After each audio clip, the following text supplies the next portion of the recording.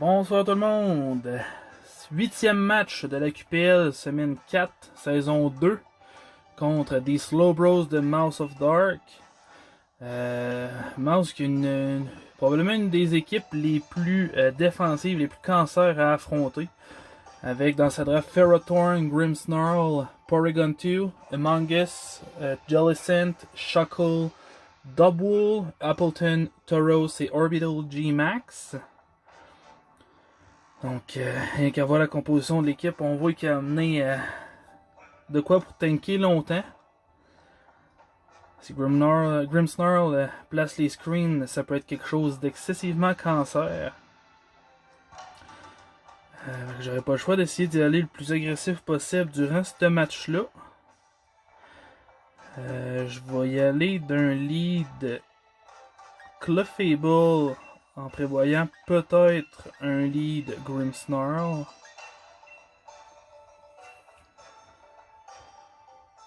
Sinon, ça peut être un lead Ferrothorn et aussi pour venir placer les Hazard.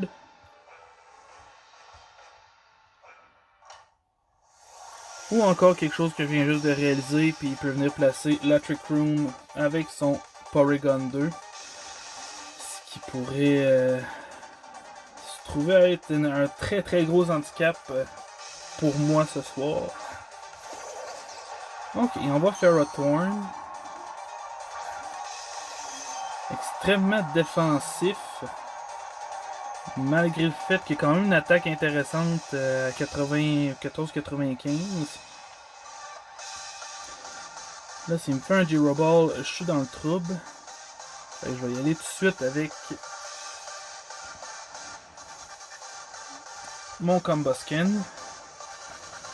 Combusken que j'essaye dans ce match-là, pas en support.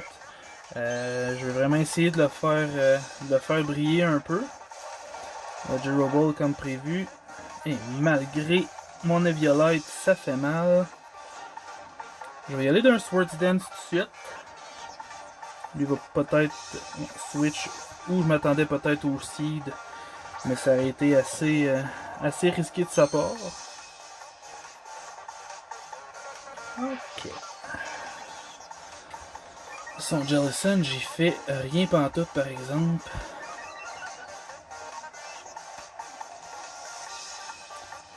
S'il m'enligne d'un Scald, je suis vraiment dans le trouble. Je vais retourner sur Clef.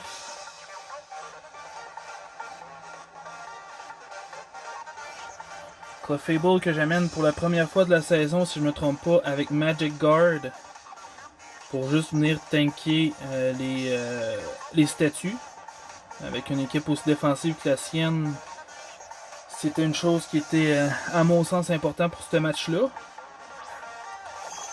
Mais à part quelques exceptions, je pense pas qu'il y ait de gros set-uppers, autre peut-être que Grimmsnarl. Water Sprout, ouh, ça fait mal. Ok. Je vais essayer de venir faire des dégâts tout de suite pour venir baisser l'efficacité de Water Sprout s'il le refait. Il ramène son Ferrothorn.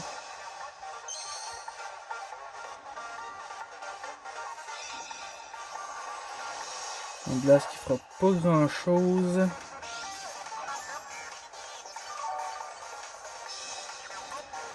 S'il n'est pas investi en SPDF, il va avoir très mal sur Flamethrower. Je vais l'essayer, je vais être plus rapide que lui, peu importe ce qui se passe.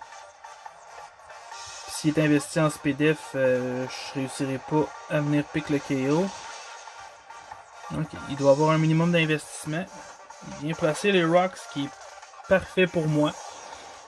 Les Rocks sont pas extrêmement handicapantes à part pour mon Weavile. Mais si je suis capable de venir de pick le KO sur Ferrothorn à la place, ça se prendrait bien, mais probablement qu'il risque de switcher, sachant que je vais être plus rapide que lui, puis que j'ai Flamethrower. Je m'attends peut-être à ce qu'il renvoie son Jellicent. En prédiction justement de mon Flamethrower.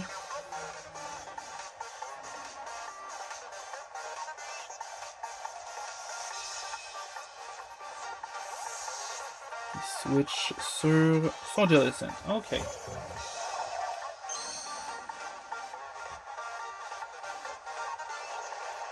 Jellicent qui a... Qui est-tu plus lent que moi?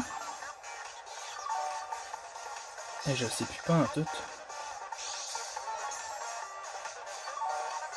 On a le même pétière, je pense.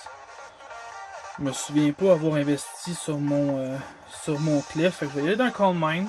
Je devrais tank au moins un coup. Ok. Fait que soit que je gagne le pétière ou soit que je suis plus rapide.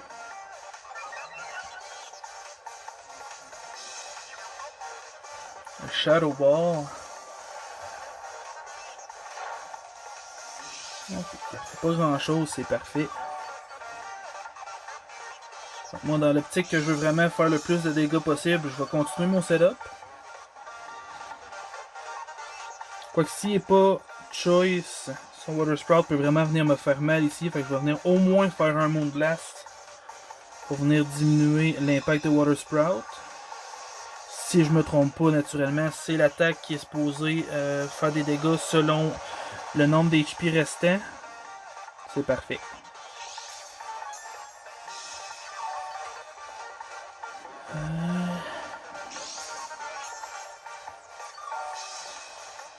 Là, je vais venir continuer mon setup. Au moins un autre coup. Avant de potentiellement faire un Moonlight. Il n'y a pas grand chose qui peut venir free sur Clefable. Je m'attendais à avoir Among Us dans sa composition. Je me souviens pas de l'avoir vu. Un peu surprenant. Among Us qui avait... qui était une bonne menace pour une partie de mon équipe. Avant de dire, continuer de dire n'importe quoi, je vais retourner valider parce que j'ai pas noté les Pokémon qui m'ont amené. Appleton, Porygon 2, exact. Bon. Je vais retourner dans le Calm Mind en espérant pas me faire crit. Après ce Calm Mind là, je vais venir faire Moonlight pour me healer. String Sap. Ok. Je suis pas attaquant offensif, mais pas du tout. Clefable qui a une attaque pas particulièrement médiocre, mais loin d'être forte. C'est pas une statistique utilisable. Je pense qu'il est à 70, quelque chose comme ça. On va venir taper pour encore venir limiter les dégâts de son Water Sprout. Un switch sur son Ferrothorn. Là, à plus 3, les dégâts vont être considérablement plus hauts. Devrait pas venir piquer le KO malgré tout, mais pas loin. Oh non, ok, on prend un KO, ça se prend bien, c'est parfait. Okay, grosse menace d'éliminer ici. Gros Pokémon bulky, autant physique que spécial. Donc ça se prend très très bien. Snarly, ok. Grimmsnarl. Probablement qu'il va venir placer la Light Screen. Si oui, je devrais pas venir pick le KO. Un Fake Out, ok. Oh, Grimmsnarl Life Orb. Intéressant. Grimmsnarl qui, si je me trompe pas, a aussi le même speed tier que moi. Si le sien est joué offensif par exemple, il devrait l'avoir investi un minimum. Fait qu'il... Ben là, il me dépasse, c'est sûr, à cause de Prankster. Même sans Prankster, d'après moi, il va me dépasser. Reste à savoir c'est quoi. S'il y a les deux murs plus Fake Out, reste à savoir ça va être quoi son autre attaque qu'il a amené. Moi, je vais continuer ma temporisation avec Clefable. Ça marche bien jusqu'à date. Puis le seul, à part peut-être son G-Max qui peut venir vraiment me faire des gros dégâts, c'était Ferrothorn.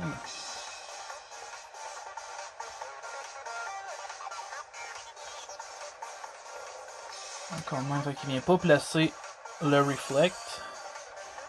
On va voir c'est quoi son autre move offensif. Darkest Laureate. Ok. Il devrait pas me faire grand chose.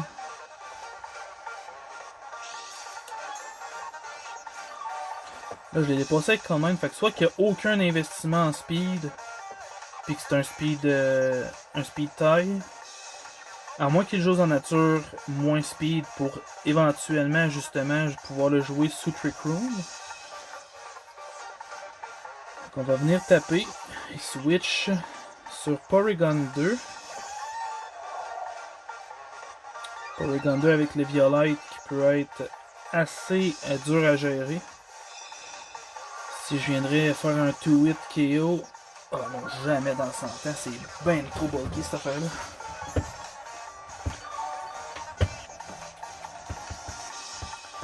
Bon, on va venir continuer de se booster au max. Probablement que lui va essayer de placer la Trick Room sur ce tour-là. Parce qu'à part Tauros et son G-Max, il y a une équipe assez lente. Pour pas dire très lente, si on regarde Ferrothorn, Among Us, Appleton, c'est tous des Pokémon qui sont pas là pour leur bulk. Qui sont là pour leur bulk, c'est-à-dire non pas pour leur speed.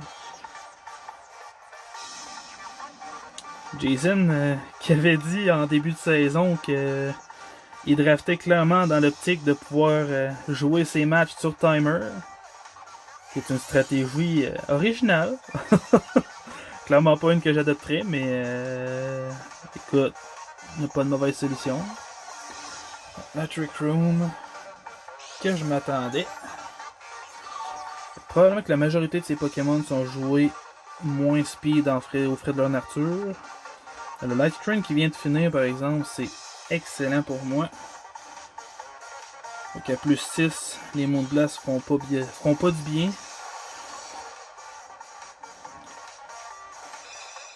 Moi j'étais à plus 6 en SPDF, lui à moins 1 en attaque spéciale, donc c'est sûr qu'il fallait pas s'attendre à ce que cette attaque-là vienne me faire bien mal. Puis là, la deuxième drop, ça l'aidera pas plus.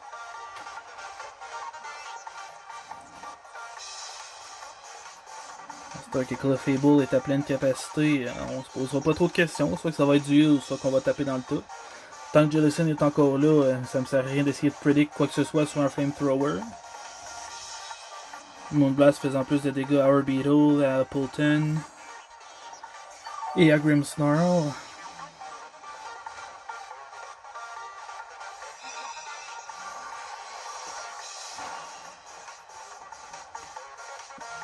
La meilleure option qu'il y a, c'est soit qu'il switch pour essayer de garder son Trick Roomer.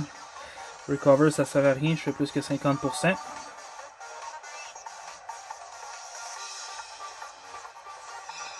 Faut que ça sert toujours à Pépistole, mais tant qu'à ça, il aurait mieux fait de m'attaquer et venir chercher des petits dégâts de gratte.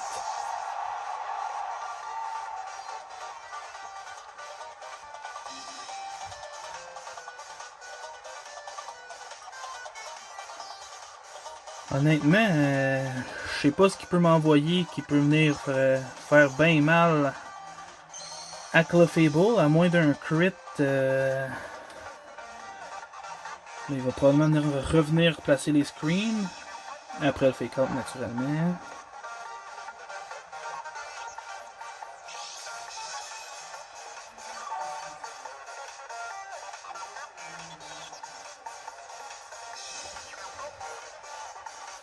C'est un peu bizarre à commenter comme match. Parce que c'est vraiment contre une équipe, à mon sens, très, voire trop défensive. Son Orbeetle peut toujours venir faire mal.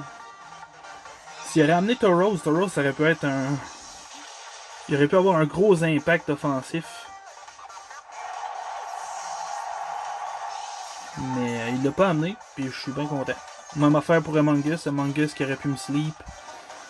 Ça aurait pu être vraiment chien à affronter. J'ai hâte de voir ce que Jason va pouvoir faire. À ce point-là, j'y espère quasiment un crit. Parce que de sweep avec un Pokémon, quand même bien ordinaire. Là, s'il vient G-Max, le Flamethrower va venir faire mal. avec le light screen par exemple, en étant G-Max, je pense pas le one shot. Même le two shot, ça risque d'être tight. Orbital ayant des grosses stats défensives, puis ayant une grosse SPDF, spécialement à 120 ou 125. Orbital G-Max que j'ai personnellement jamais essayé.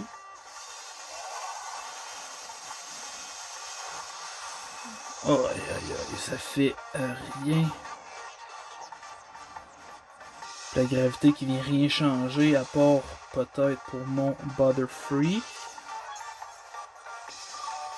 Mais même encore, il n'y a rien qui peut me faire plus de dégâts en perdant mon Flying Type sur Butterfree. G-Max Move un peu pénalisant pour Orbital. On va continuer Flamethrower, essayer d'avoir un status G-Max Flutterby qui va venir baisser mon attaque space si je me trompe pas. Ouais, ok.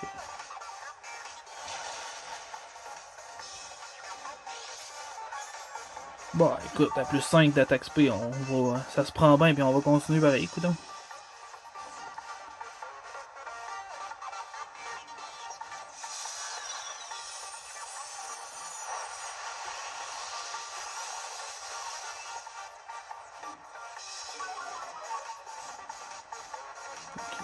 On continue sur notre lancée. Pas grand chose à commenter par rapport au match. On stall un peu malheureusement avec le Fable.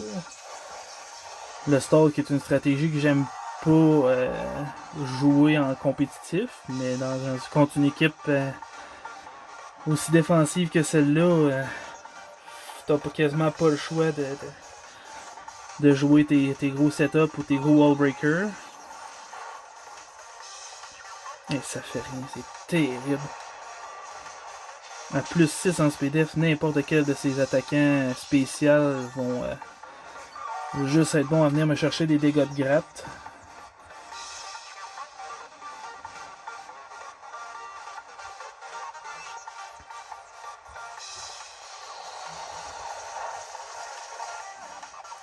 Orbital qui est passé. Il va rester Appleton et Jellicent. Les deux qui apprécieront clairement pas un Moonblast. Appleton, c'est un choix intéressant, par exemple, pour venir éventuellement tanker Regieleki. Mais avec Weavile et Frostless que j'aurais pu avoir en back, j'ai juste amené Weavile. C'était assez risqué de son côté.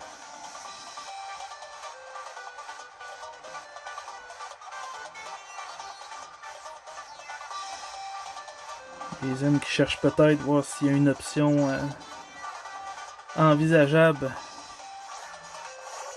pour finir le match. On va peut-être Jellicent dans l'optique d'espérer un burn, venir chercher des dégâts de gratte, mais comme j'ai dit, là, je l'ai amené Magic Guard. Fait que ça changerait rien malheureusement.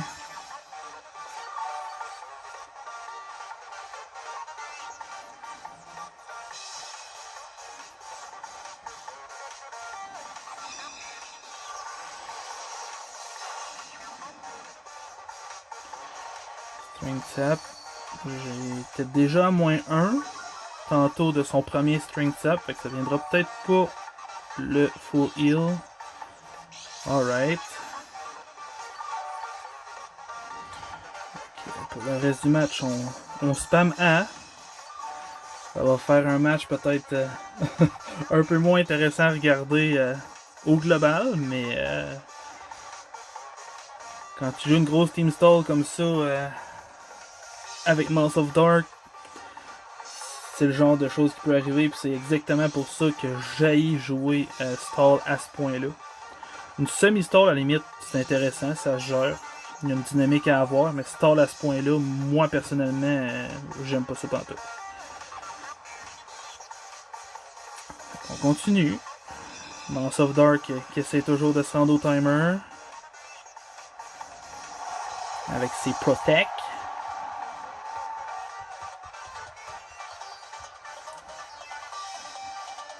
Et Appleton, qui ici lui aussi est joué Protect, ce qui aurait du sens, Protect Bleach Seed.